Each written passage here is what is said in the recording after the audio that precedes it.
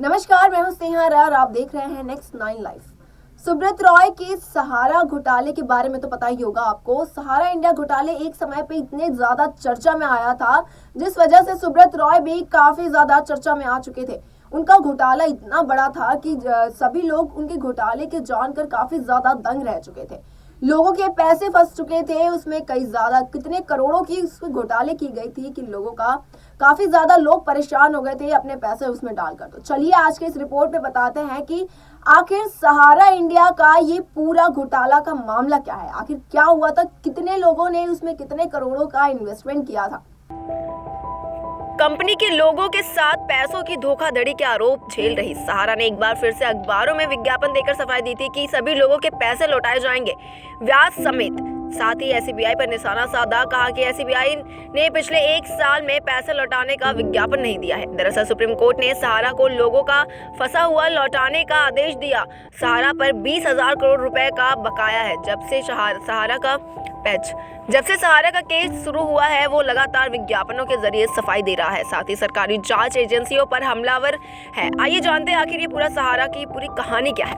7 साल से कुछ वजहों से पैसों वापस करने में देरी हो रही है। सुप्रीम कोर्ट के आदेश की वजह से पैसे खाते में जमा हो रहे हैं, लेकिन भुगतान नहीं हो पा रहा है। सहारा के पास बकाये से 3 गुना ज्यादा संपत्ति है। हमारे पास हजारों एकड़ जमीन है, लेकिन रियल एस्टेट में मंदी की वजह से जमीनें बेच नहीं पा रही। जल्दी विदेशी निवेश होने वाले हैं। सहारा एसबीआई के खाते में 22,000 करोड़ रुपए जमा हो चुके हैं, इसमें ब्याज की रकम शामिल। एसबीआई ने 4 बार विज्ञापन दिए, लेकिन केवल 106.1 करोड़ रुपए का ही भुगतान किया गया। सबको ब्याज सहित पैसे वापस मिलेंगे। एसबीआई पूरा नाम security and exchange board of India, Hindi में प्रतिभूति तथा विनिमय बोर्ड। काम शेयर मार्केट में गड़बड़ियों को रोकना, कंपनियों से नियमों का पालन करना, निवेशकों के हितों का ख्याल रखना, ये एसबीआई का काम है। आखिर ये पूरा मामला क्या था? 2009 में सहारा ग्रुप की कंपनी के शेयर मार्केट में जाने की इच्छा से मामला शुरू हुआ था। शेयर मार्केट में जाने से पहले एसबीआई से अनुमति लेना होता है। तभी ऐसे में सितंबर 2019 में सहारा प्राइम सिटी नाम की कंपनी ने एसबीआई को आईपीओ लाने के लिए डीआरएचपी भेजा था, यानी मार्केट से पैसा उगाने के लिए अपना बायोडाटा भेजा। एसबीआई कंपनी का बायोडाटा जांच रही थी। इसी दौरान सहारा की 2 कंपनियां, Sahara India real estate corporation limited और Sahara housing investment corporation limited कटघरे में आ गई। एसबीआई को लगा कि इन्होंने गलत तरीके से जनता से पैसे उगाए, तभी से ये सब चल रहा है। तभी एसबीआई को इन कंपनियों के बारे में एक शिकायत मिली। इसमें कहा गया कि ये कंपनियां गलत तरीके से ओएफसीडी जारी कर रही हैं। एसबीआई जांच शुरू की। सामने आया कि एसआईआर, ईसीएल और एसएचआईसीएल ने 2 से 2.5 करोड़ लोगों से 24,000 करोड़ रुपए इकट्ठे किए। 2 साल तक ये सिलसिला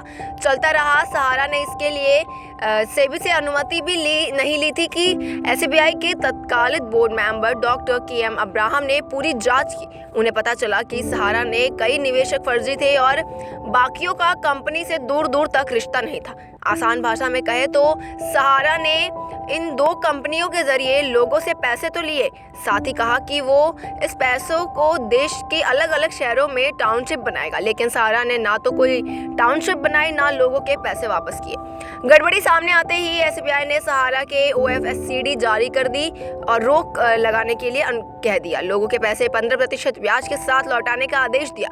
सहारा इस आदेश पर भड़क गया। वो इलाहाबाद हाई कोर्ट गया और सेबी पर केस कर दिया। दिसंबर 2010 में कोर्ट ने सेबी पर केस कर दिया। दिसंबर 2010 में कोर्ट ने सेबी के आदेश पर रोक लगा दी, लेकिन 4 महीने बाद सेबी को ये नहीं पाया और सहारा को भुगतान करने को कहा। सहारा फैसले के खिलाफ सुप्रीम कोर्ट गया। यहाँ से उसे सिक्योरिटीज अपील ट्रिब्यूनल जाने को कहा गया था। ये ट्रिब्यूनल कंपनियों के मामले को सुलझाती है। यहाँ भी सहारा को राहत नहीं मिली और सेबी के आदेश को सही करार दिया। सहारा ने गलती नहीं मानी, मामला सुप्रीम कोर्ट में गया। कोर्ट के आदेश के बाद सहारा ने निवेशकों के कागजों से भरे 127 ट्रक सेबी के दफ्तर भेज दिए। इसके बाद सहारा ने सेबी के बीच तनातनी बढ़ गई थी। पैसे वापस करने का 3 महीने का समय गुजर गया। सहारा पैसे नहीं दे पाया। सुप्रीम कोर्ट ने राहत देते हुए उन्हें 3 किश्तों में पैसे लौटाने को कहा, लेकिन सहारा ने पहली किश्त में 5,210 करोड़ रुपए सेबी के खाते में जमा किए थे। साथ ही कहा कि बाकी पैसे सीधे निवेशकों के खाते में डाल दिया जाएगा। लेकिन सहारा ना तो पैसे लौटाने के सबूत दे पाया, ना पैसे आने का सोर्स बता पाया। सहारा के इस रुख पर सुप्रीम कोर्ट ने सहारा के बैंक खाते सील कर दिए और संपत्ति भी सील कर दिया। फरवरी 2014 में सुब्रत रॉय को गिरफ्तार किया गया, लेकिन मई 2016 के बाद से वो पैरोल पर बाहर चले आए। निवेशकों के पैसे अभी भी अटके हुए हैं। पैसे सहारा सेबी के खाते में हैं। इसी को लेकर सहारा लगातार विज्ञापन दे रहा था। मूल रूप से बिहार के रहने वाले सुब्रत रॉय 1978 में 2000 रुपए की रकम लगाकर कारोबार शुरू किया था उन्होंने। सहारा का business finance, infrastructure and housing, media and entertainment, consumer retail, venture, manufacturing और आईटी सेक्टर में फैला हुआ था। सहारा ने अमेरिका के न्यूयॉर्क शहर में 4,400 करोड़ रुपए में 2 होटल भी खरीदे गए। दोनों के होटल न्यूयॉर्क प्लाजा और ड्रीम न्यूयॉर्क दुनिया के नामी होटलों में शामिल है। सहारा श्री के पास मुंबई के एम्बी वैली में 313 एकड़ जमीन का डेवलपमेंट राइट, मुंबई के वर्सोवा में 106 एकड़ की जमीन, लखनऊ में 191 एकड़ जमीन, देश के 10 अलग अलग शहरों में 764 एकड़ जमीन भी है। के 10 अलग अलग शहरों में 764 एकड़ जमीन है। तो देखा आपने कि कैसे सहारा इंडिया में 24,000 करोड़ से भी ज्यादा की इन्वेस्टमेंट हुई थी और आज लोगों का पैसा उसमें फंस चुका है, जिसमें SBI ने कहा कि उन्हें पैसे लौटाने होंगे, जिसके बाद से पहले सहारा इंडिया ने उस चीज़ को नहीं कबूला। उन्होंने उसके बाद सुप्रीम कोर्ट में भी अपील किया। सुप्रीम कोर्ट से भी यही आदेश आया कि उन्हें पैसे लौटाने पड़ेंगे। जहां पर उन्हें थोड़ी राहत मिली, उन्होंने कहा कि आप पैसे लौटा दीजिए, आप 3 किस्तों में पैसे लौटा दें। तभी सहारा ने कहा कि वो पहला किस्त तो उन्होंने जमा कर दिया। उसके बाद उन्होंने कहा कि बाकी की जो 2 किस्तें हैं वो लोगों के अकाउंट्स तक पहुंच जाएगी, लेकिन अभी तक वो चीज़ें पहुंची नहीं है। अब सवाल ये आ रहा है कि आखिर सुब्रत रॉय का निधन हो गया है, क्या वो लोगों के पैसे लौटा पाएंगे या नहीं, ये तो अब आगे ही पता चलेगा कि आखिर क्या होगा। फिलहाल के लिए इतना ही। ऐसे ही खबरों के लिए देखते रहे Next 9 लाइव और अपना राय जरूर कमेंट बॉक्स में हमें बताएं।